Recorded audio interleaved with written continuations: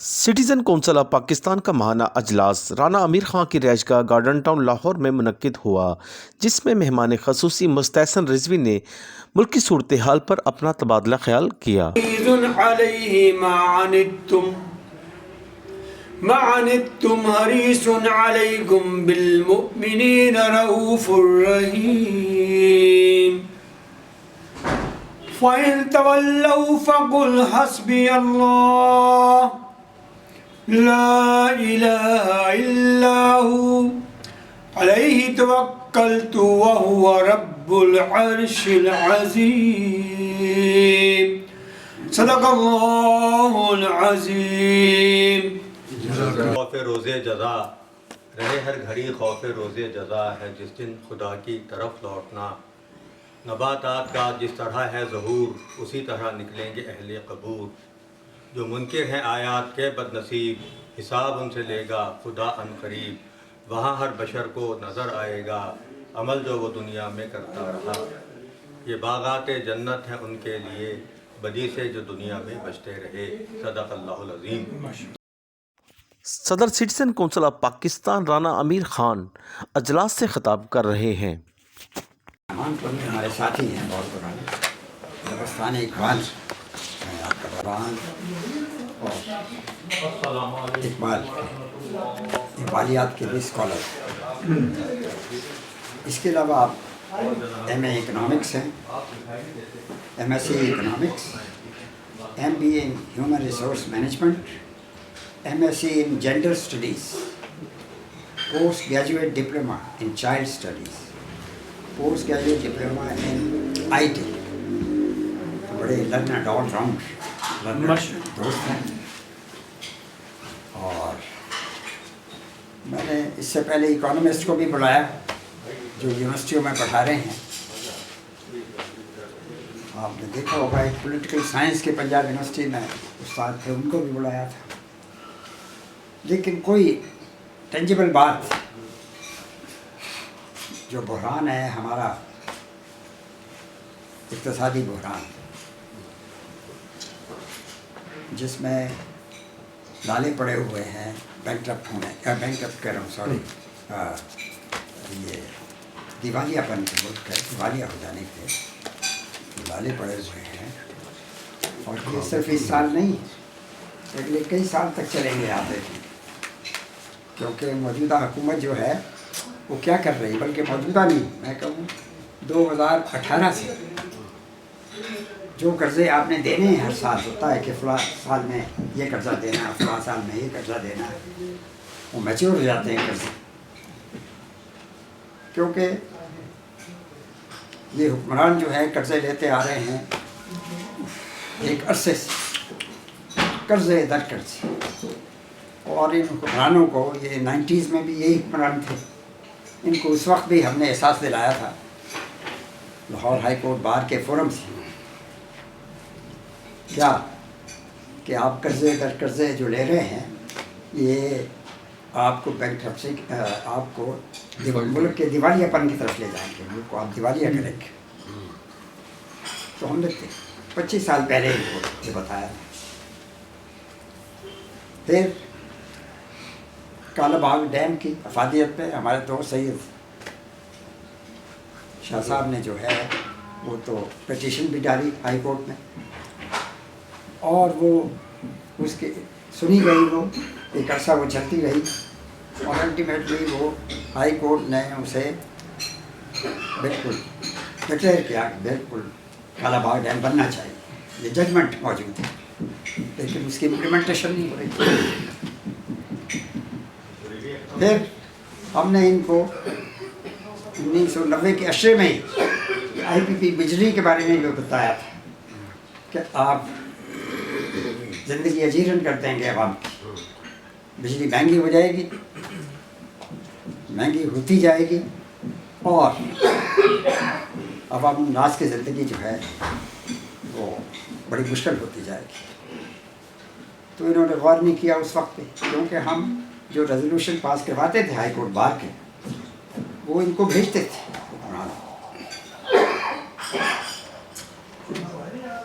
تو اب تو آپ دیکھ رہے ہیں کہ ہر سال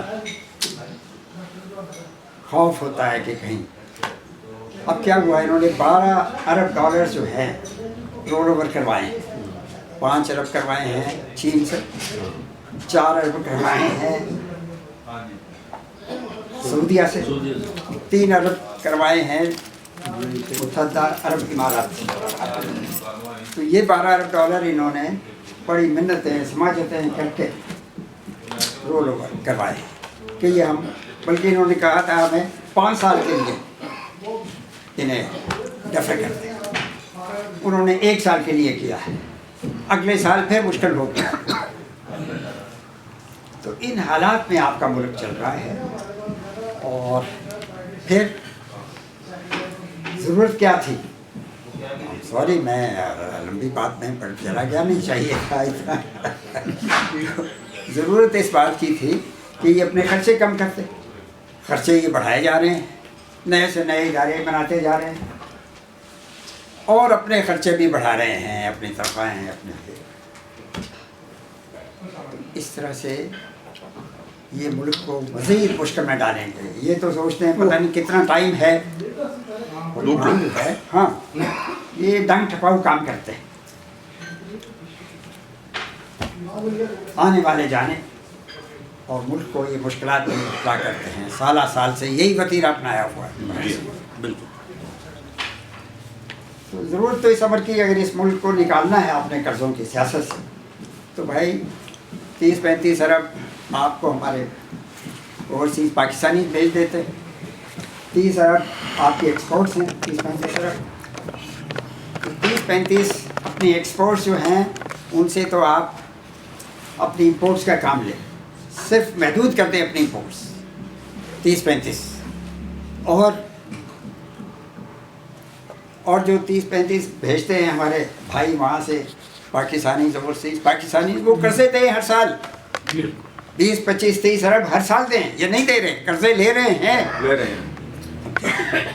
इसलिए मुश्किलात 20-25 अरब ने यहीं रहना है, 20-25 करोड़ लोगों ने यहीं रहना है। उनका मुस्तकबिल, वो अपने फ्यूचर से जो है मायूस हो रहे हैं, मुश्किलात में हैं। तो इसलिए ज़रूरत है कि गौर व फिक्र किया जाए। तो इन अल्फाज के साथ सर हमारे लर्नर दोस्त हैं, मैं समझता हूँ यूनिवर्सिटी प्रोफेसरों से बेहतर गुफ्तगू हमें इनसे सुनने में मिलेगी इंशाल्लाह। सर हज़रात के सामने कुछ लब कुशाई करने की दावत दी, और मैं आप सब हज़रात का मशकूर हूँ कि आप लोग एक अपने कीमती वक्त में से वक्त निकाल करके यहाँ पर तशरीफ़ लाएँ ताकि मेरी कुछ गुज़ारिशात सुन सकें। जैसे कि आपके इल्म में है कि आज का हमारा जो मौजू है कि पाकिस्तान के लिए कर्ज़ों से पाक खुद मुख्तारी का हसूल। मैं माज़रत तो अपने मौजू की ज़रा वजाहत कर दूँ कि हम आम तौर पे ये समझते हैं कि कर्ज़ा लेना और कर्ज़े की मईशत जो है वो कोई बहुत ही बुरी चीज़ है, और कर्ज़ों के अंदर जो मईशत फंस गई वो फिर दोबारा खड़ी नहीं हो सकती, जबकि हकीकतन ऐसा नहीं है। असल चीज़ ये होती है कि कर्ज़ा किस मकसद के लिए लिया जा रहा है, उसको कहाँ इस्तेमाल किया जा रहा है और किन शराइत पे लिया जा रहा है। अगर हम दुनिया की बड़े इकॉनमीज़ को देखें तो हमसे हमारा टोटल कर्ज़ा जो है वो तकरीबन 133 से 135 अरब डॉलर का है, जबकि जो दुनिया की दूसरी बड़ी इकॉनमीज़ हैं उनके कर्ज़े ट्रिलियन डॉलर्स में। यानी अगर मैं आपके साथ डाटा शेयर करूं तो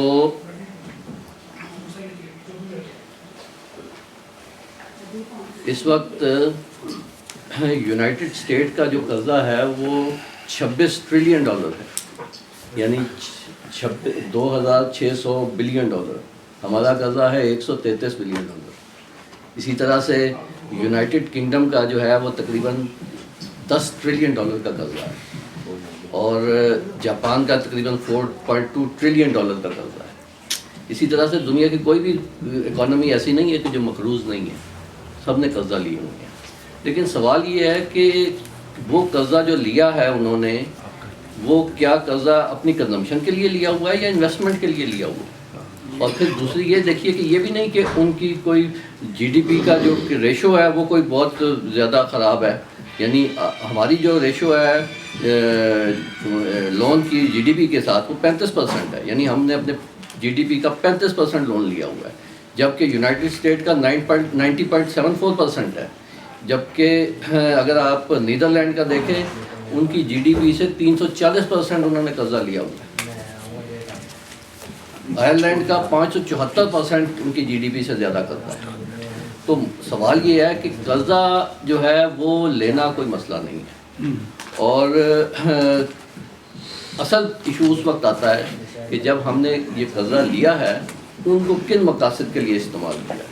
میں ایک لطیفے سے آپ کو اس کو سمجھانے کی کوشش کرتا ہوں کہ ایک بلینر ایک بینک میں داخل ہوا اور اس نے کہا کہ جی مجھے $10,000 کا قرضہ چاہیے ایک ماہ کے لیے۔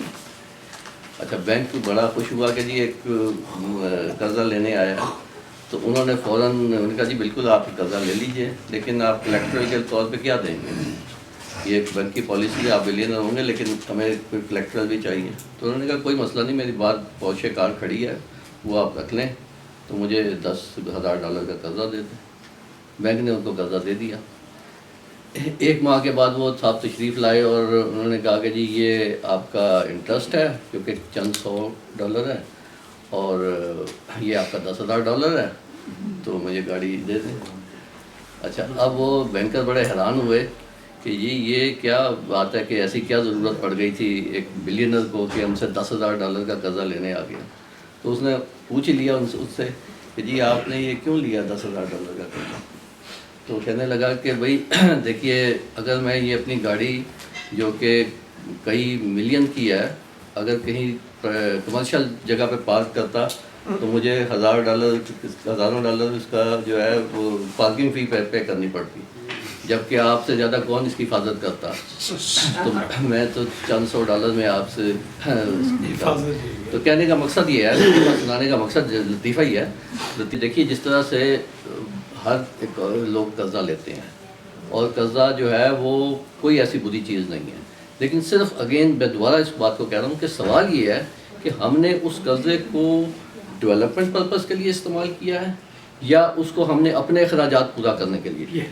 یعنی مثال کے طور پہ اگر ہم ایک بزنس مین کو ایک بینک آفر کرتا ہے کہ 1 کروڑ قرضہ لے لو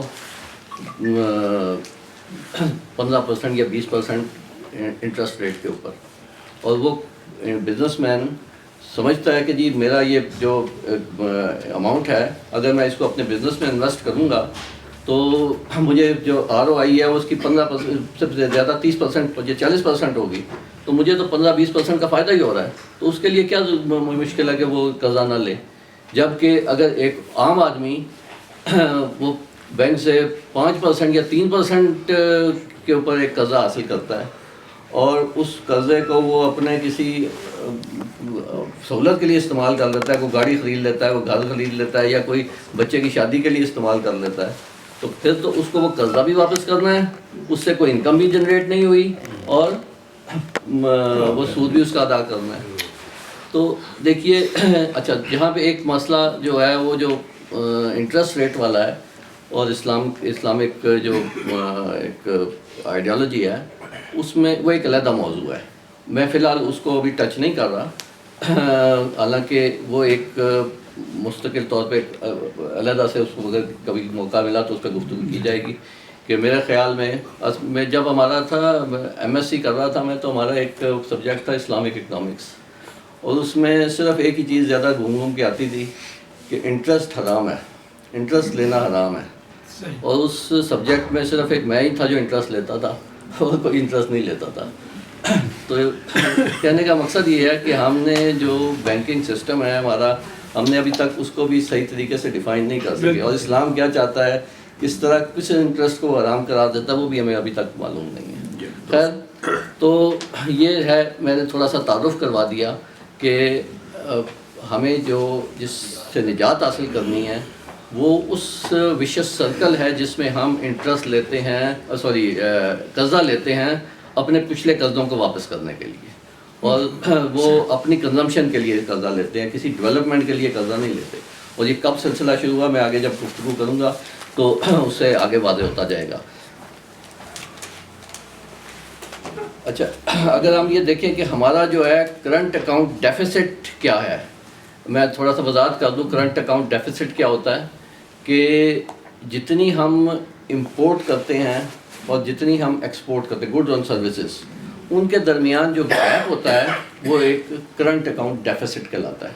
یعنی اگر ہماری امپورٹس اگر $80 بلین کی ہیں اور ہماری ایکسپورٹس جو ہیں وہ $60 بلین کی ہیں، یعنی ظاہر ہے کہ ایکسپورٹ کے اندر ایک تو گڈ اینڈ سروسز کی آ جائے گی، ریمیٹنس آ جائے گی کاسٹ، اور ایک وہ جو ہمارے پاکستانی اوورسیز پاکستانی ہمیں بھیجتے ہیں وہ ملا کے وہی جو جیسے رانا صاحب فرما رہے تھے کہ $30 بلین کے قریب ہمیں اوورسیز پاکستانی ریمیٹنسز بھیجتے ہیں جو اپنے گھر کے اخراجات کے لیے بھیجتے ہیں. $1 کے قریب ہم ایکسپورٹ کرتے ہیں گڈز اور سروسز. تو ہمارا جو ڈیفیسٹ ہے وہ 15 سے کبھی 15 ہو جاتا ہے، کبھی 13 ہو جاتا ہے، کبھی کچھ اسی سے. اگر ہم اس کو ڈیٹا دیکھیں تو 2013 میں یہ تقریباً $2.5 بلین تھا، 2013-14 میں 3.1 ہو گیا، اور یہ سب سے زیادہ 2018 میں 18 بلین ڈالر کا ہو گیا. جبکہ ابھی یہ پچھلے 23-24 میں ابھی ہمارے پاس جو ڈیٹا اویلیبل ہے اس میں $700 ملین کا یہ ڈیفیسٹ ہے. اب سوال یہ ہے کہ اس ڈیفیسٹ کو ہم نے کیسے کم کرنا ہے. ایک چیز کہ ہمارے جو امپورٹ اور ایکسپورٹ ہے، جو بیلنس آف پیمنٹ ہے، اس کو ہم نے کس طریقے سے درست کرنا ہے. اور دوسرا چیز جو میں نے پہلے ذکر عرض کی کہ یہ جو قرض ہے اس کو ہمارے لیے مسئلہ کب بنا. اس کے لیے ہمیں دیکھنا پڑے گا کہ ہمیں ہماری جو تاریخ ہے اس کے اوپر ہمیں ایک نظر ڈالنی پڑے گی کہ یہ ہمارا یہ مسائل کہاں سے شروع ہوئے، اور ہمارا جو اکنامک ڈیولپمنٹ ہے، کیونکہ قرض کا تعلق اکنامک ڈیولپمنٹ کے ساتھ ہے. جب تک ہم یہ نہیں دیکھیں گے کہ ہماری جو اکنامک ڈیولپمنٹ ہے اس کی تاریخ کیا ہے تو ہمیں سمجھ نہیں آئے گی کہ کس طرح سے یہ ہمارے لیے کب جو ہے یہ قرضہ پرابلم بنا. اچھا، دوسری ایک اور بات جو سمجھ لیں کہ ایک بنیادی بات ہے کہ معاشی نظام جو ہے وہ ہمیشہ سیاسی نظام کے ساتھ جڑا ہو. جب تک آپ کے ہاں پولیٹیکل سٹیبلٹی نہیں آئے گی، دنیا کا کوئی بھی تجویز سسٹم لے آئیں، کوئی بھی تجویز لے آئیں، آپ کے ہاں اکنامک سٹیبلٹی نہیں آئے گی. اگر ہم یہ ریسنٹ پاسٹ کو دیکھیں تو آپ یہ دیکھیے کہ 85 میں ایک پولیٹیکل گورنمنٹ کو اسٹیبلش کیا گیا جو کہ ایک سو کارڈ پولیٹیکل گورنمنٹ تھی جنیجو کی. لیکن اس کی بھی جو بھی پالیسی تھی، ہم آگے جب ڈیٹیل میں ذکر کریں گے تو اس کی پالیسیز کا ذکر کریں گے کہ انہوں نے کون سا اکنامک ماڈل اپنایا. لیکن وہ 3 سال نہیں چلنے دی گئی، حالانکہ وہ ایک نان پولیٹیکل گورنمنٹ تھی، نان پولیٹیکل بیسس کے اوپر الیکٹ کی گئی تھی، نان پارٹی بیسس پہ الیکٹ، لیکن 3 سال کی حکومت سے زیادہ نہیں چلنے دیا گیا. 88 میں ضیاء الحق صاحب کا پلین کریش کرتا ہے اور وہ اعلان کر چکے ہوتے ہیں کہ جی اگلا جو 88 کا الیکشن ہے وہ نان پولیٹیکل ہوگا، نان پارٹی بیس پہ ہوگا. لیکن خیر کیف وہ ان کی وفات کے بعد غلام اسحاق خان صاحب نے جو الیکشن کروایا وہ پولیٹیکل بیسس پہ کروایا، اور اسٹیبلشمنٹ کے بہت زیادہ روکنے کے باوجود پیپل پارٹی کی گورنمنٹ آ گئی. اچھا، اس کو کیا کیا گیا؟ اس کو کاؤنٹر کرنے کے لیے پنجاب کے اندر نون لیگ، یا اس وقت کی وہ تھی غالباً متحدہ کچھ تھی، کوئی نام نہیں، آئی جی آئی بنوائی گئی، اور آئی جی آئی کو اور 2 سال نہیں چلنے دیا گیا. اب مجھے آپ بتائیے کہ 2 سال جس گورنمنٹ کو نہیں آپ چلنے دیں گے، یعنی ہماری صورتحال تو یہ ہے کہ ہمارا جو وزیر اعظم ہے وہ اس طرح سے بیٹھتا ہے چیئر کے اوپر، یعنی پہلا کام اس کا یہ ہوتا ہے کہ میری چیئر بچ جائے. تو جب چیئر آپ کے دونوں ہاتھ اپنی چیئر بچانے پہ لگے ہوئے ہیں تو اس نے کیا اکنامک پالیسی لانی ہے اور کیا کام کرنا ہے اس کا. پھر آپ دیکھیے کہ 90 کے بعد وہ نواز شریف صاحب کی گورنمنٹ آ گئی، اور ابھی اپنی پالیسیز وہ میں ذکر کروں گا جب ان کا ڈیٹیل ہوگا کہ انہوں کی کیا پالیسیز تھیں. جب وہ اپنی پالیسیز کا امپلیمنٹ کر رہے تھے تو 93 میں ان کی گورنمنٹ کو ٹاپل کر دیا گیا. 96 کے بعد وہ جن کے اوپر کرپشن کا الزام لگا کر کے نکالا گیا تھا ان کو پھر واپس لے آیا گیا. 93 سے لے کر کے 96 تک جو گورنمنٹ چلی ان کی وہ بھی کبھی ایک سکینڈل کبھی دوسرا سکینڈل گورنمنٹ کو سٹیبل نہیں ہونے دی. اس کے بعد پھر وہی وہ جن پہ کرپشن کا الزام لگا تھا نواز شریف صاحب پہ, ان کو پھر لایا گیا 2/3 اکثریت کے ساتھ. لیکن کیا ہے کہ وہ بھی 3 سال سے زیادہ نہیں چل سکے. 98-99 کے اندر وہ پھر ایک کو کر کے اس گورنمنٹ کو ہٹا دیا گیا. اور پھر ایک پیریڈ ہے جو کہ مشرف صاحب کا 2007 تک کا پیریڈ ہے. اس میں کچھ اکنامک ڈیولپمنٹ ہوئی کیونکہ ویلکیف ایک کنٹینیوٹی ملی. جو بھی پالیسیز تھی وہ اس کا ذکر ابھی ہم کریں گے, لیکن اس میں ایک ڈیولپمنٹ صرف اس لیے ہوئی کہ آپ کے یہاں ایک پولیٹیکل کنٹینیوٹی ہوئی. اس کے بعد 2008 میں ایک الیکشن کا پھر سلسلہ کیا گیا اور بے نظیر کو مرڈر کر دیا گیا. اس کے باوجود ویلکیف پی ٹی آئی اپنا پیپلز پارٹی برسر اقتدار آئی, لیکن آپ دیکھیے کہ اس کے فوراً بعد ایک وہ غالباً میمو گیٹ اسکینڈل تھا وہ شروع ہو گیا. اس کے بعد پھر وہ خط لکھنے والا معاملہ شروع ہو گیا. ایک وزیر اعظم کو اتارا وہ گیلانی صاحب کو غالباً, اور پھر وہ راجہ پرویز اشرف کو وزیر اعظم لے آئے. تو اب مجھے بتائیے کہ اس دور میں کیا پالیسی چلائی جائے گی. پھر اس کے بعد کیا ہوا, 2013 کے اندر پھر نواز شریف صاحب کی گورنمنٹ آ گئی. نواز شریف صاحب کی گورنمنٹ ابھی شروع ہی ہوئی تھی کہ وہ عمران خان کا دھرنا شروع کروا دیا گیا. اس کے خلاف ایک موومنٹ چلنی شروع ہو گئی. وہ ابھی ختم نہیں ہوئی تھی وہ چیزیں, پروٹیسٹ چل رہے تھے کہ وہ وہاں سے وہ جو کیا پاناما اسکینڈل شروع ہو گیا اور نواز شریف صاحب کو ہٹا دیا گیا. نواز شریف صاحب کو ہٹا کر کے وہ ان کو شاہد خاقان عباسی صاحب کو وزیر اعظم بنا دیا گیا. تو اس کے بعد پھر 2018 میں الیکشن ہوئے. 2018 میں ایک پھر متنازع الیکشن کے صورت میں عمران خان کو لایا گیا, اور ابھی 2 سال ابھی پورے نہیں ہوئے تھے کہ عمران خان صاحب کی حکومت کے خلاف عدم اعتماد کی شروع ہوئی. اور تو آگے چھوڑیں, ابھی یہ ریسنٹ جو الیکشن ہوئے ہیں, جس طرح کی بھی الیکشن ہوئے, جس طرح کی بھی حکومت آ گئی ہے, لیکن آپ دیکھیے ایک دفعہ پھر وہ سلسلہ پھر شروع ہو گیا ہے کہ اس حکومت اس کو ٹاپل کر کے نئے کو وزیر اعظم لایا جائے. تو اب یہ دیکھیے کہ اس طرح کے حالات کے اندر, اس طرح کی سچویشن کے اندر کوئی بھی حکومت کی پالیسی قابل عمل نہیں ہو سکتی. اچھا, اب ہم دیکھتے ہیں کہ یہ تو میں نے بتا دیا کہ جب تک یہ بنیادی چیز ہے, جب تک آپ کے ہاں پولیٹیکل سٹیبلٹی نہیں آئے گی, جیسی بھی گورنمنٹ ہے اس کو چلنے نہیں دیا جائے گا, اس کی جو بھی پالیسیز ہوگی وہ کبھی بھی رزلٹ نہیں دے سکیں گی. اس کا ایک اور دوسرا نقصان یہ ہوتا ہے کہ وہ جو نئی گورنمنٹ آتی ہے وہ پرانی پالیسیز کو جو بھی انہوں نے شروع کی ہوتی ہیں اس کو ختم کر کے ایک نئے سرے سے نئی پالیسی لے آتے ہیں. تو وہ جب کسی چیز کو درمیان میں چھوڑ دیں گے آپ, تو ظاہر ہے کہ اس کا ایک بڑا نقصان ہوگا. اچھا, اگر ہم اب تاریخ پہ نظر ڈالیں تو 1947 میں جب ہمیں ایک آزادی ملی تو ہمیں اکنامکلی ہم کچھ وائبل نہیں تھے. یعنی ہمارے جو انڈسٹری ملی, جو حالات ملے, وہ ایسے نہیں تھے کہ ہم اس پہ کھڑے ہو سکیں. پھر ایک اور سانحہ جو ہوا کہ قائد اعظم کی فوری وفات ہو گئی. اس کے بعد جب ہم نے تقریباً 9 سال تک آئین ہی نہیں بنا سکے, یعنی جس ملک میں آئین ہی نہیں ہے وہاں کیا پولیٹیکل سٹیبلٹی آئے گی اور کیا اکنامک سٹیبلٹی آئے گی. تو 9 سال کے عرصے کے اندر جتنے وزرائے اعظم تبدیل ہوئے, جس پہ انڈیا کے وزیر اعظم نے جو تبصرہ کرتے ہوئے کہا کہ میں نے تو اتنے پجامے نہیں بدلے جتنے آپ نے وزیر اعظم بدل لی ہیں. تو اب یہ دیکھیے یہ بات ہے, لیکن آپ یہ دیکھیے کہ کیا اس میں آپ ڈیولپمنٹ کر سکیں گے. خیر, آپ کے یہاں جب 9 سال کے بعد پہلی دفعہ جو آئین بنا اور ایک اکنامک پالیسی, ایوب خان صاحب نے پہلی اکنامک پالیسی دی جس کو ہم یہ کہتے ہیں ایرا آف ایکسپیریمنٹ. یہ ایرا آف ایکسپیریمنٹ 1947 سے لے کر 1979 تک کا ایرا ہے, جس کے اندر ہم نے 2 پالیسیز کو امپلیمنٹ کیا, 2 طرح کی اکنامک ماڈل کو ایکسرسائز کیا.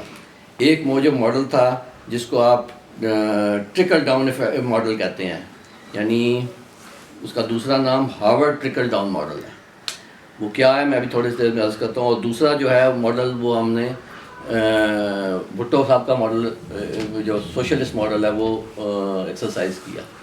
جو ٹرکل ڈاؤن ماڈل تھا جو کہ پہلی دفعہ ایوب خان صاحب لے کے آئے، اس نے بیلکیف اس میں ایک ڈیولپمنٹ ہوئی، اس میں آپ نے ڈیمز بنائے، اس میں آپ نے گرین ریولوشن لے کر کے آئے، اس میں اور بہت ساری اکنامک ڈیولپمنٹ ہوئی، لیکن اس کی بنیادی وجہ یہی تھی کہ ایک آپ کو 11 سال کی کنٹینیوٹی ملی۔ اس ماڈل کے ظاہرہ کچھ بیڈ سائڈ بھی تھیں، کچھ نقصانات بھی ہوئے۔ سب سے بڑا نقصان جو وہ یہ نفرت کا بیج جو کہ مشرقی پاکستان اور مغربی پاکستان میں وہ بو دیا، اس کے اثرات ہمیں پولیٹیکل صورت میں دیکھنے کو ملے۔ جب جو یہ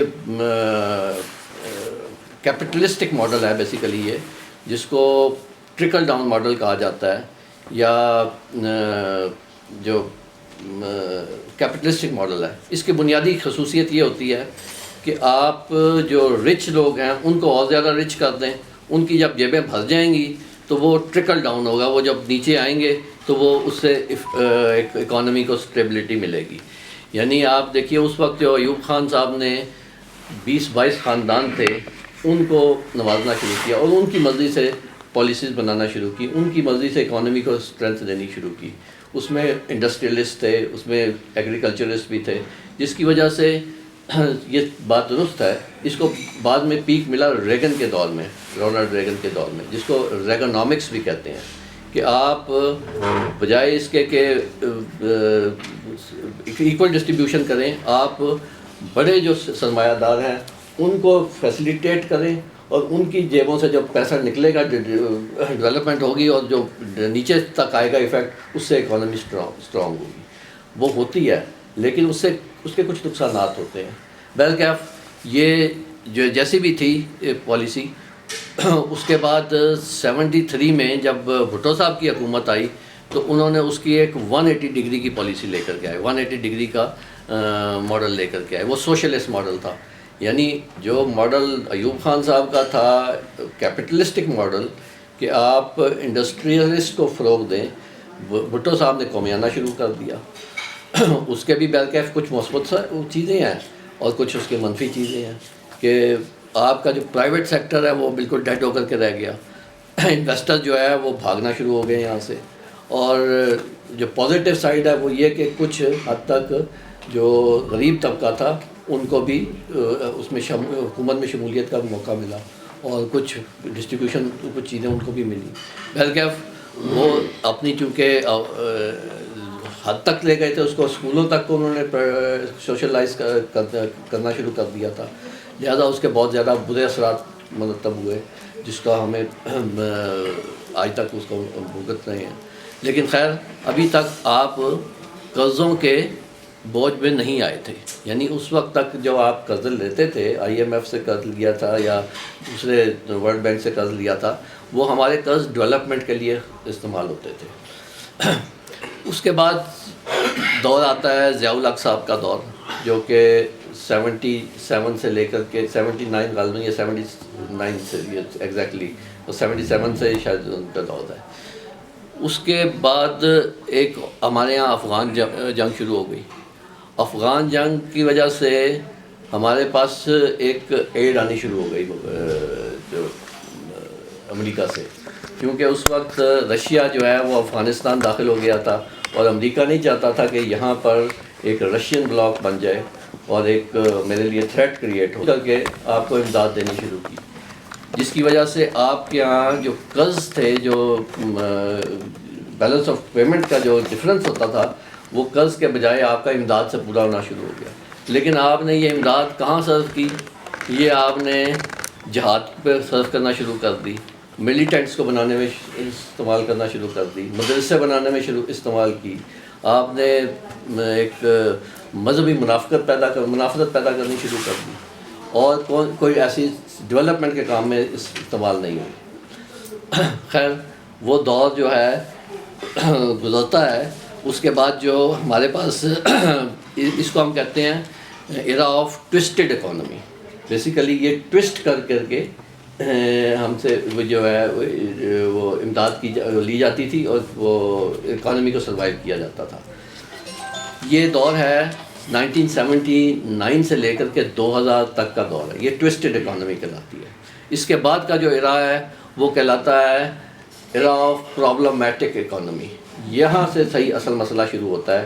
جو 2000 کے بعد سے جو سلسلہ ہے وہ جو پرابلمیٹک اکانومی ہے وہ وہاں سے شروع ہوتی ہے. اس کا میں ابھی ذکر کرتا ہوں. خیر تو جو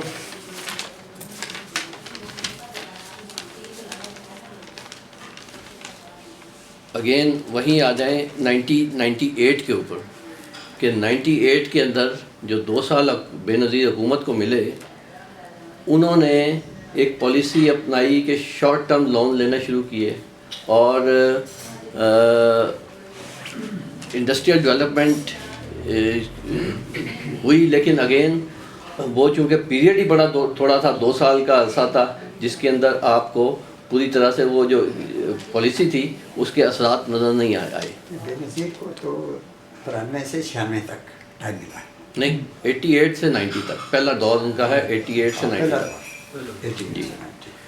جی اچھا. اس میں جو شارٹ ٹرم لون لیے گئے کیونکہ اس وقت مجبوری تھی کہ آپ کے پاس جو گیپ ہے بیلنس آف پیمنٹ کا اس کو فوری طور پہ کیسے پورا کیا جائے. آپ کے حالات ایسے نہیں ہیں, افغان وار سے ابھی آپ نکلے ہیں, تو اس کے لیے بے نظیر صاحبہ نے شارٹ ٹرم لون لیے.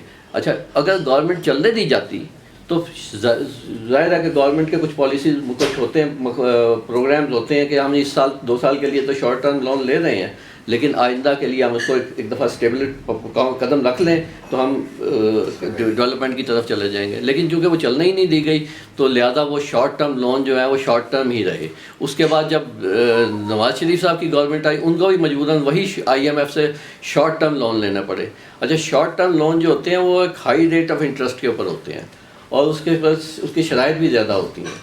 تو ظاہر ہے کہ وہ آپ کی اکانومی کو سپورٹ نہیں کر سکیں گے. وہ تو صرف یہ ہے کہ آپ کے جو پچھلے لون آپ ڈیفالٹ نہ کر جائیں, آپ کے پچھلے جو لونز جو واجب الادا ہو گئے ہیں ان کو پے کرنے کے لیے ہوتے ہیں. اور دوسری چیز یہ ہوتی ہے کہ آپ کا اپنا جو بیلنس آف پیمنٹ ہے, یعنی دیکھیے کچھ چیزیں ایسی امپورٹ ہوتی ہیں کہ آپ اس کو روک نہیں سکتے. مثال کے طور پہ آپ اگر بڑے جو چیز آپ امپورٹ کرتے ہیں, پیٹرول امپورٹ کرتے ہیں, اگر آپ پیٹرول کی امپورٹ پہ کمی کریں گے تو آپ کی انڈسٹری بیٹھ جائے گی کیونکہ آپ کا وہ ان پٹ ہے. اسی طرح سے آپ پیسٹیسائڈز ہیں, کیمیکلز ہیں اور بہت ساری ایسی چیزیں ہیں جو آپ کے ایکسپورٹ کی ہونے والی چیزوں میں ان پٹ کے طور پہ استعمال ہوتے ہیں. تو اگر آپ اس کو بند کر دیں گے یا کم کر دیں گے تو الٹیمیٹلی آپ کی جو ایکسپورٹس ہیں وہ افیکٹ کر دیں گے. یہ ٹھیک ہے کہ آپ کو اپنی لگژری آئٹمس کو امپورٹ کو کم کرنا چاہیے, لیکن ہم اگر وہ کم بھی کر دیں تو پھر بھی ہمارا گیپ رہتا ہے. تو جب تک ہم اس کو ایکسپورٹ کو بڑھا کر کے نہیں کرتے تب تک وہ چیز ہم نہیں کر سکتے. خیر 90 سے 93 تک کا جو نواز شریف کا پیریڈ ہے اس میں جو اکنامک پالیسی اختیار کی گئی وہ بھی بیسیکلی وہی بے نظیر کے ماڈل پہ ہی شارٹ ٹرم پالیسی ہے. اچھا اس دور کے اندر ایک اور جو بے نظیر صاحبہ نے جو چیز اختیار کی تھی وہ تھی رینٹل پاورز, یعنی بجلی کی جو شارٹیج ہے اس کو پورا کرنے کے لیے آپ کے پاس ابھی پیسہ نہیں ہے کہ آپ ڈیم بنا سکیں, آپ کسی ایسی چیز کو ڈیولپ کر سکیں جو آپ کے لانگ ٹرم ضروریات کو پورا کر سکے انرجی کرائسس کو. تو انہوں نے رینٹل پاورز کو مدعو کیا. یعنی کیا کہ کوئی آئے اور آ کر کے اپنا رینٹ پہ لگائے, پاور ہاؤس لگائے اور ہم ان سے رینٹل پاور بجلی پرچیز کریں گے. اچھا اس زمانے میں پھر یہ ہوا کہ آپ کا جو وابڈا یونٹ بناتا تھا 50 پیسے کا یونٹ بناتا تھا, وہ رینٹل پاور سے 6 روپے کا یونٹ بننا شروع ہو گیا. اور مجھے وہ یہ یاد ہے وہ وقت جب کہ واجپئی صاحب یہاں پہ آئے اور مینار پاکستان پہ کھڑے ہو کر کے انہوں نے, اچھا پاکستان کے پاس اتنی بجلی ہو گئی تھی کہ وافر تھی یعنی زیادہ تھی اور رینٹل پاور سے انہوں نے لینی تھی, تو واجپئی صاحب نے کہا کہ جی ہم آپ سے بجلی لینے کے لیے تیار ہیں، لیکن آپ کے یہاں نرخ بہت زیادہ ہے، اس ریٹ پہ ہم آپ سے نہیں خرید سکتے۔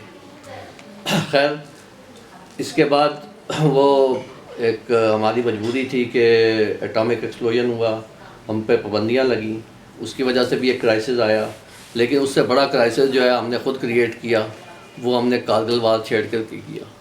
یعنی ایک طرف واجپئی صاحب کو یہ میں بات کر رہا ہوں 96 to 99 کا ایرے کی، کہ ایک طرف ہم واجپئی صاحب کو بلا کر کے ایک پیس ٹاک کر رہے ہیں، اور دوسری طرف وہاں پہ ہم کارگل کی وار چھیڑ رہے ہیں۔ تو اس کا جو ہمیں نقصان ہوا وہ بھی اکنامک کرائسس کی صورت میں، یعنی ایک طرف تو پابندیاں لگی ہوئی تھیں 98 کے اوپر، جو آپ کے یہاں ایٹامک ایکسپلوژن جو آپ نے کرنا تھا، اس کی وجہ سے جو پابندیاں لگی تھیں وہ تو ایک طرف تھیں، دوسری طرف ہم نے اپنے خود پاؤں پہ کلاڑی ماری اور ایک ایسی جنگ میں حصہ لیا اور مزید پولیٹیکل کرائسس لیا۔ خیر جب اس کے بعد شروع ہوتا ہے مشرف صاحب کا دور، مشرف صاحب کے دور میں پھر ایک دفعہ افغان وار شروع ہو گئی اور ہمارے پاس ایڈ آنی شروع ہو گئی۔ ہم نے اس ایڈ کو اگین پرانی طرح سے کس مقصد کے لیے استعمال کیا، جو جہادی ہم نے تیار کیے تھے ان کو مارنے کے لیے استعمال کرنا شروع کر دیا۔ یہ بھی بتا دیجیے کہ ایڈ تھی یا لون تھے؟ نہیں ایڈ تھی، ایڈ تھی، یعنی گرانٹ اور لون میں فرق ہے؟ جی گرانٹ اور لون میں فرق ہے۔ یہ گرانٹس تھی جو ہمیں افغان وار میں ملتی نہیں ہیں، وہ گرانٹس تھیں، یعنی وہ لون نہیں تھے، وہ ہمیں گرانٹس تھیں۔ اور ایک دیکھیے یہ بھی بڑی لعنت ہوتی ہے کہ جو گرانٹ کے عادی ہو جائیں، یعنی جس قوم کو آپ امدادی عادی کر دیں گے نا وہ کام کرنا چھوڑ دے گی۔ تو ہم نے بیسیکلی اس دور میں اپنے آپ کو گرانٹس کے عادی کر لیا، اور وہ جب خرچہ پورا ہو رہا ہے، آپ کے جو بیلنس آف پیمنٹ اب پوری ہو رہی ہے، لون لینے کی ضرورت نہیں ہے، تو ہم سمجھ رہے ہیں کہ جی ہم ڈیولپ کرنا شروع کر دیا۔ خیر اس وقت کچھ مثبت کام بھی ہوئے، انڈسٹری لگی۔ مشرف صاحب نے جو لوکل انڈسٹری ہے اس میں خاص طور پہ موٹر سائیکل کی انڈسٹری ہے، گاڑیوں کے اسپیئر پارٹس کی انڈسٹری ہے، وہ ڈیولپ کی، اسٹیل مل کو بھی کیا۔ اس کے لیکن ایک سب سے بڑی بری چیز جو کی ہم نے، وہ شوکت عزیز صاحب نے ایک کنزیومر اکانومی کو ڈیولپ کیا۔ کنزیومر اکانومی کو یہ ڈیولپ کیا کہ آپ بینکوں سے لون لیں اور سافٹ لون ہوں گے اور ہر ایک کو ملیں گے، تو لوگوں نے اپنی کنزمپشن کے لیے زیادہ لون لینے شروع کیے۔ آپ کو یاد ہوگا کہ اس زمانے میں گاڑیاں بڑے بینکوں سے بڑے آسانی سے مل رہی تھیں۔ اسی طرح سے لوگ پہلے یہ ہوتا تھا کہ گھروں میں کہیں پورے محلے میں ایک یا دو گھر کے اندر اے سی لگے ہوتے تھے، اس وقت اس دور میں ہر گھر کے اندر 4 اے سی لگنے شروع ہو گئے۔ ایک طرف تو آپ کنزیومر کو بڑھا رہے ہیں، کنزیومر اکانومی کو بڑھا رہے ہیں، دوسری طرف آپ جو اس کے لیے ریکوائرمنٹ ہیں، یعنی بجلی کی ریکوائرمنٹ ہے، وہ نہیں پورا کر رہے۔ کوئی پروجیکٹ نہیں لگ رہا، کوئی ڈیم نہیں بنا رہے، کوئی اس کی جو ضرورت ہے اس کو نہیں پورا کر رہے۔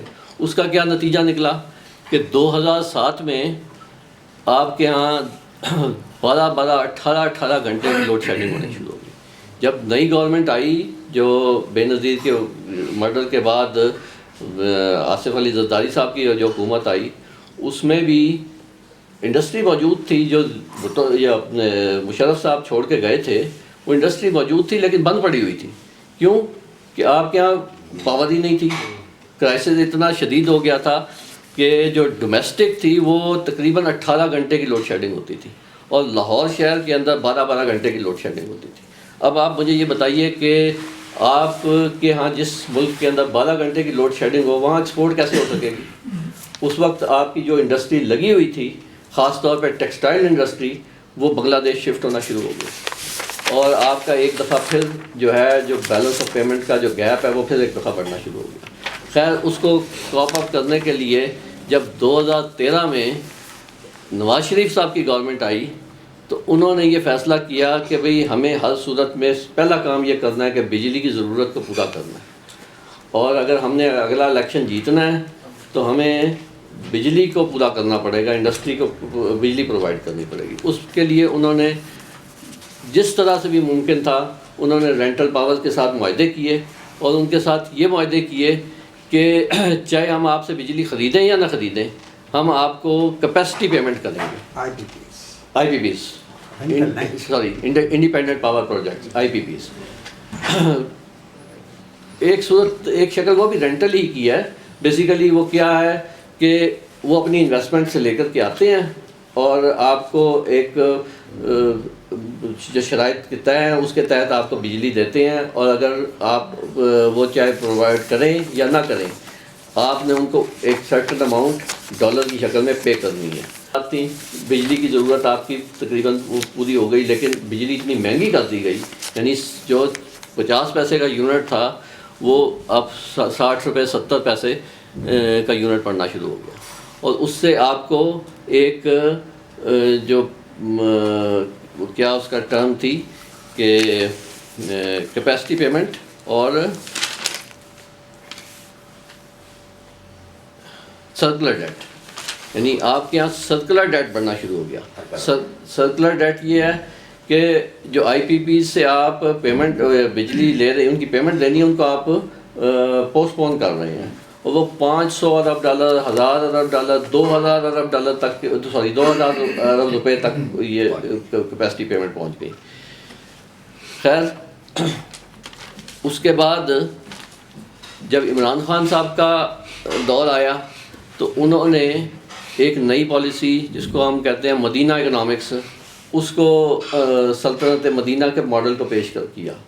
اچھا، اب سلطنت مدینہ کا ماڈل صرف یہ تو نہیں ہے کہ آپ، اچھا اس میں بہت ساری اچھی چیزیں تھیں، یعنی ایک عام آدمی کو مین سٹریم میں لانے کے لیے پروگرام تھے، اور بہت ساری اچھی چیزیں تھیں، لیکن خیر اس میں کچھ چیزیں ایسی تھیں جو کہ آپ ایک دم سے پچھلی جو گورنمنٹ ہے جن کی پالیسیز ہیں ان کو بند کر کے نئے سرے سے ایک نئی چیز کر دیں گے فوری طور پہ، تو اس کا کوئی پازیٹیو ایفیکٹ نہیں آئے گا۔ خیر، اسٹیبلشمنٹ نے وہ بھی نہیں چلنے دی، اور آپ کو کہ ہاں 2022 میں ایک پھر دفعہ کرائسس آ گیا، اور اب آپ کے پاس جو اپنے ڈیفالٹ کی پوزیشن پہ آپ پہنچ گئے، یعنی اب اگر آپ کو پیسہ نہیں ملتا، آپ نہیں لیتے، لون نہیں لیتے، تو آپ کو خطرہ تھا کہ اب آپ ڈیفالٹ کر جائیں گے۔ اگر ڈیفالٹ کر جائیں گے تو پھر کیا ہوگا کہ جو چیزیں چل رہی ہیں وہ بھی بند ہو جائیں گی۔ بہرکیف اب یہ گورنمنٹ کی مجبوری ہوتی ہے کہ وہ جس ریٹ پہ بھی اویلیبل ہیں، وہ آئی ایم ایف دے رہا ہے یا کوئی اور دوسرا ملک دے رہا ہے، اس کو کریں، فوری طور پہ کرنا ضروری تھا، وہ کیا گیا۔ خیر، اب سوال ہے، یہ تو ایک میں نے جائزہ پیش کر دیا کہ کیا وجوہات ہیں جس کی وجہ سے ہم اس کرائسس میں پھنسے ہوئے ہیں۔ جو پرابلمیٹک اکانومی ہے وہ ہماری بیسیکلی شروع ہو رہی ہے 2000 سے آگے آ رہی ہے، اور اس کی بنیادی وجہ اگین یہی ہے کہ ہم کسی اکنامک پالیسی کو، کسی معاشی حکومت کو کسی پولیٹیکل حکومت کو چلنے نہیں دیتے۔ خیر، اب یہ تو تھیں چیزیں کچھ جو کہ حقائق ہیں۔ اب میں چاہوں گا کہ کچھ اس پہ تجاویز پیش کر سکوں۔ ظاہر ہے کہ وہ تجاویز کوئی نئی تو نہیں ہے، سوائے ایک آدھ تجویز کے آلریڈی حکومت کے نالج میں بھی ہوں گی، بہت سارے لوگ پیش بھی کر چکے ہیں، لیکن بہرکیف میں آپ کو اب گزارشات پیش کر دیتا ہوں۔ کچھ اس میں چیزیں ہیں شارٹ ٹرم، کچھ ہے میڈیم ٹرم اور لانگ ٹرم۔ دیکھیے، لانگ ٹرم چیزیں جو ہیں وہ ہم اس وقت تک نہیں کر سکتے جب تک ہم شارٹ ٹرم مسائل کو حل نہ کریں۔ یعنی اگر آپ کے پاس گھر میں کھانے کے پیسے نہیں ہیں، بچے کے اسکول کی فیس نہیں ہے، تو آپ لانگ ٹرم کوئی پالیسی نہیں بنا سکتے۔ تو سب سے ضرورت ہے کہ آپ اس فوری طور پہ اس شارٹ ٹرم میئر لے کر کے اس اکنامک کرائسس سے، اس لون کے مسئلے سے فوری طور پہ کچھ حد تک نکلیں، پھر آپ قابل ہوں گے کہ میڈیم ٹرم اور لانگ ٹرم پالیسیز کو اپنانے کے لیے۔ خیر، میں جو شارٹ ٹرم تجویز ہے اس کو اینڈ میں پیش کرتا ہوں۔ جو میڈیم تجویز ہے وہ میرا خیال میں سب سے ضروری ہے کہ اگر ہم یہ 3-4 چیزیں کریں تو میں یقین دلاتا ہوں کہ ہم 5 سے 10 سال کے عرصے کے اندر اس مسئلے سے جو ہمارے پاس ہمیں جو فیس کرنا پڑ رہا ہے، ایک ڈیفالٹ کی کیفیت پیش آنے میں، وہ ہم اس سے بچ سکیں گے، اور ہمارا جو لونز ہیں وہ ہمارے ایسے نہیں لینے پڑیں گے جو کہ ہمیں پچھلے لونز کو ادا کرنے ہوں گے، بلکہ ہم لون لیں گے اپنے ڈیولپمنٹ کے لیے۔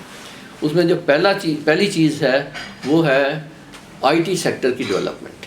دیکھیے اب اس وقت دنیا میں اے آئی کے آنے کے بعد یہ جو پرانی جابس ہیں یہ وائنڈ اپ ہونے جا رہی ہیں, بہت قریب ہونے جا رہی ہیں یہ, اور بلکہ ایسا ہوگا کہ انسان شاید اب ورچولی کبھی بھی مرے گا نہیں, ورچولی زندہ رہے گا, اور جو جابس ہے اس کی کوئی باؤنڈری نہیں رہے گی, وہ ابھی بھی نہیں رہی.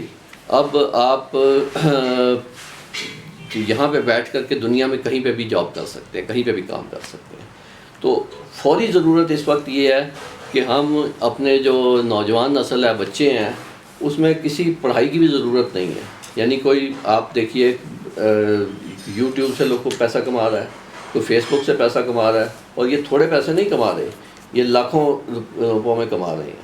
تو اگر ہم اپنے ان یوتھ کو فوری طور پر اس آئی ٹی کے سے پیسہ کمانے کی ٹریننگ دیں گے ایک ہنگامی بنیادوں پر, تو ہم 1 سے 2 سال کے عرصے میں 40 سے 50 ارب ڈالر کمانے کے قابل ہو جائیں گے. اور یہ 40-50 ارب ڈالر جو ہیں یہ کوئی چھوٹی اماؤنٹ نہیں ہے.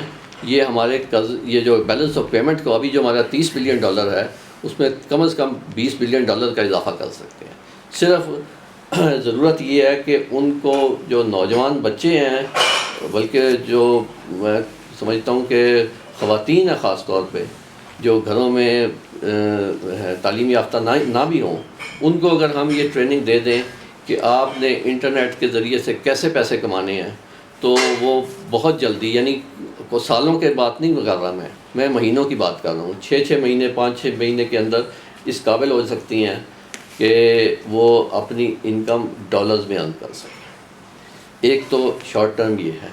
دوسری تجویز یہ ہے کہ ہمارا جو ایگریکلچر سیکٹر ہے وہ بہت ہی مایوس کن کارکردگی دکھا رہا ہے, جبکہ ہمارے 45% لوگ ایگریکلچر سے اٹیچڈ ہیں, اس پہ ڈپینڈنٹ ہے, اور ان کا جو آؤٹ پٹ ہے ہمارا جی ڈی پی میں وہ صرف 19% ہے.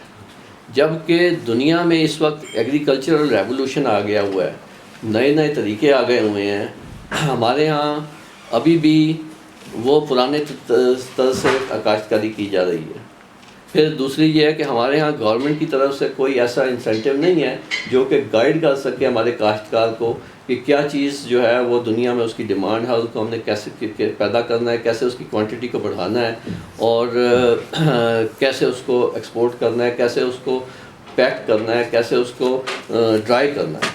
یعنی اگر ہم صرف یہی فیسلٹی پرووائڈ کر دیں اپنے ایگریکلچرسٹ کو کہ فوڈ آئٹمس جو ہیں اس کو کس طرح سے ڈرائی کر کے آپ نے سیو کرنا ہے اور اس کی ویلیو ایڈیشن کیسے کرنی ہے, تو ہماری ایکسپورٹ میں بڑی حد تک اضافہ ہو سکتا ہے. اچھا, ہمارے یہاں چونکہ ایک وہ بھیڑ چال سی ہے اور گورنمنٹ کی طرف سے کوئی اس کی وہ نہیں ہے, یعنی ہیلپ آؤٹ نہیں کی جاتی. میں اس کی مثال دوں گا, پچھلے دنوں ایک وہ G1 لہسن کی یہ لہسن جو ہے 15,000 روپے سے 20,000 روپے کلو فروخت ہوتا تھا. کیوں کہ جی وہ G1 لہسن کی جو ہے وہ جو اگلے سیزن میں پرائس ہوگی وہ 12,000 ہوگی, اس سے اگلے سیزن میں 8-9,000 ہوگی. تو یہ ہوا بھی, لیکن آپ یہ دیکھیے کلو یا کلو 15,000 روپے کلو 15 پاکستان میں 15,000 روپے کلو میں بات کر رہا ہوں. آپ نہیں, آپ کو میں نہیں, میں آپ کو چونکہ پرسنل ایکسپیرینس میرے خیال میں آپ نہیں 500 سے لے کے 1,000 روپے تک مہنگا ہوا ہے بس. آپ نے وہ لہسن دیکھا ہے, آپ نے وہ لہسن دیکھا ہے. دیکھیے بات یہ ہے کہ وہ اگر آپ ابھی نیٹ پہ سرچ کر لیں گے نا, میں تو اپنا پرسنل ایکسپیرینس بتا رہا ہوں, میں کچھ حد تک ایگریکلچرسٹ بھی ہوں. 15,000 روپے کلو وہ فروخت سے شروع ہوا تھا. اس کی وجہ یہ تھی 15,000 روپے کلو کو کھانے کے لیے تو نہیں لیتا تھا, وہ اس لیے تھا کہ یہ آپ بیجیں گے تو آپ کو جو فصل حاصل ہوگی وہ ہم آپ سے 12,000-13,000 روپے کلو پہ خرید لیں گے. اور وہ خریدتے تھے, لوگوں نے اس سے بڑے پیسے ارن کیے. لیکن اب وہ لہسن کیا ریٹ ہے, 250 روپے سے 300 روپے کلو. یعنی وہ بڑا یعنی اس کی ایک توری، ایک جو جوی ہے وہ دوسرا لہسن کی ایک توری کے برابر ہے، وہ بڑا لہسن ہے. لیکن خیر کہنے کا مقصد یہ ہے کہ یہ کوئی حکومتی سطح پر نہیں ہوا، لوگوں نے وہ چلائی، اس کی مہم چلائی اور اس سے بہت سارے لوگوں نے کچھ پیسہ ارن کیا، اور بہت سارے لوگوں نے جنہوں نے 12,000 روپے یا 8، یہ لاسٹ سیزن کی بات بتا رہا ہوں کہ جنہوں نے لاسٹ سیزن میں وہ تقریباً 3,000 روپے کلو تھا، 3,000 روپے کلو جس نے لیا وہ اب 300 روپے کلو پہ بیچ رہا ہے. تو خیر کہنے کا مقصد یہ ہے کہ اس کے اندر ایگریکلچر سیکٹر کے اندر ہمیں بہت زیادہ ڈیولپمنٹ کی اور بہت زیادہ نئی ٹیکنیکس کی اور ریسرچ کی ضرورت ہے. جی بہت شکریہ جی.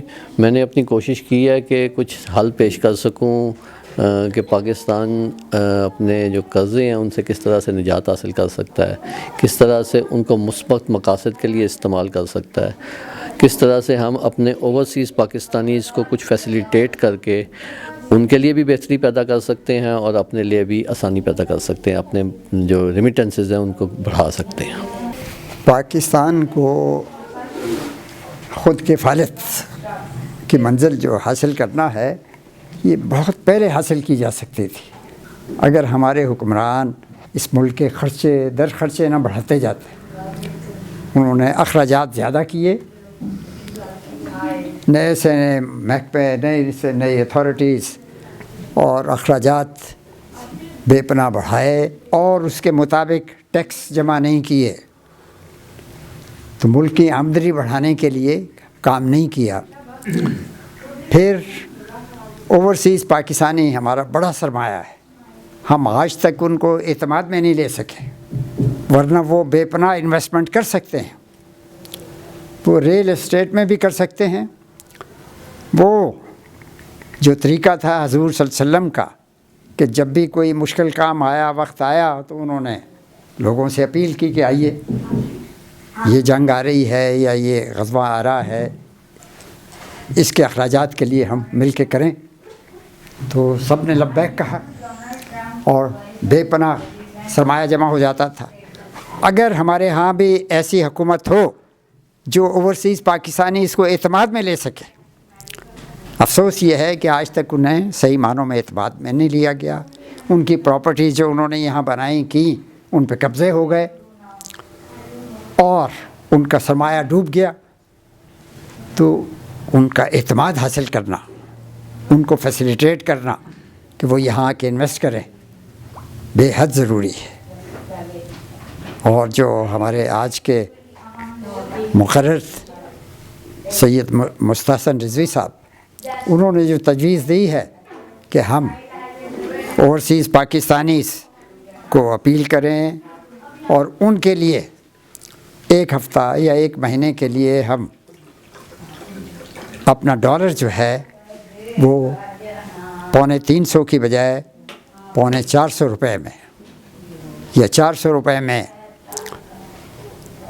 کہیں کہ بھی آپ 400 روپے آپ کے جمع ہوں گے، آپ سرمایہ جمع کروائیں یہاں پہ، آپ کو وہ پیسہ آپ پھر ریل اسٹیٹ میں لگائیں، جہاں چاہیں انویسٹ کریں.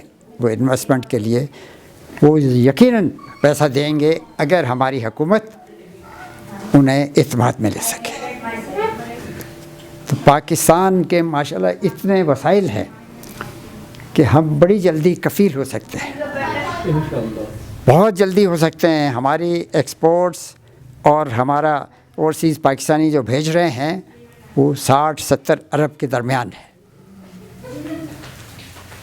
اور ہماری امپورٹس بھی اتنی ہیں، بلکہ کم ہیں امپورٹس بہت زیادہ ہیں، جس کی وجہ سے 15-20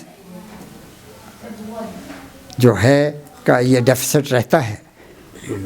ہاں، اور یہ پورا ہو سکتا ہے اگر ہم ٹیکسیشن کے تھرو جو ہے اپنی آمدنیوں میں اضافہ کریں. اور کفایت صحیح معنوں میں موجودہ حکمرانوں نے بھی کوئی کفایت صحیح معنوں میں نہیں کی. انہوں نے نئی اتھارٹیز بناتے چلے آ رہے ہیں، اپنے خرچے پارلیمنٹیرین کے خرچے بہت بڑھا دیے ہیں، پریزیڈنٹ ہاؤس کا خرچہ بجٹ بڑھا دیا ہے، وزیر اعظم کا، اور اسی طرح اخراجات بڑھائے جا رہے ہیں، جبکہ ضرورت ہے کہ اخراجات کم کر کے ہم अपने पाँव पे खड़ा होने की काविश करें और मुल्क के नौजवानों को और पूरी कौम को जो है हम एतमाद दे सकें और उन्हें मायूसियों से निकाल सकें। यही वाहिद रास्ता है।